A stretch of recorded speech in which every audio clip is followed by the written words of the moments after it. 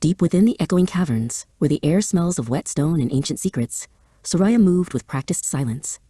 Beside her, Zenith hummed softly, his small metallic body casting a rhythmic blue pulse against the jagged walls. They were searching for the center of the world, or at least, the light that the old maps promised, lived within the dark. Then, Soraya saw it.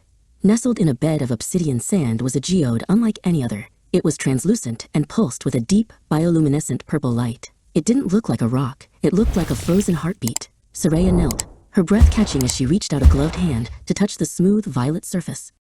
Zenith hovered closer, his sensors whirring in excitement. He projected a thin, amber beam of light across the geode, mapping its internal structure. The purple light inside the stone seemed to react to him, swirling faster and faster, as if it were waking up from a million-year slumber. Suddenly, a sound like a single chime of a glass bell echoed through the cavern. Soraya jumped back, her eyes wide. A hairline fracture appeared on the geode's surface. It wasn't breaking under pressure. It was opening, peeling back like the petals of a heavy, stone flower in slow motion.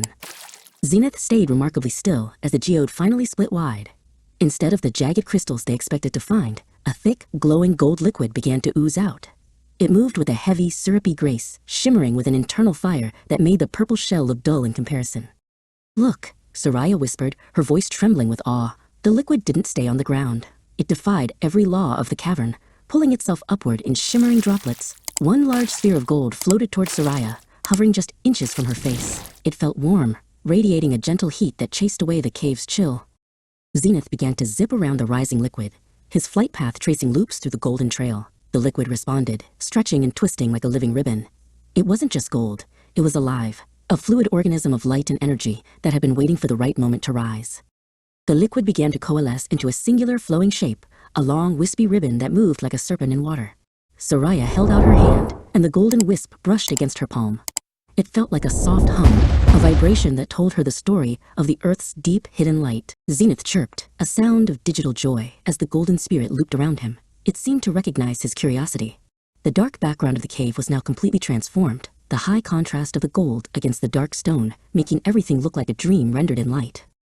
Together, Soraya and Zenith watched as the golden light rose higher, disappearing into a vent in the cavern ceiling to join the world above. The purple geode lay empty now, but the dark cave was no longer cold. They had found the heartbeat, and in return, the light had found its way home.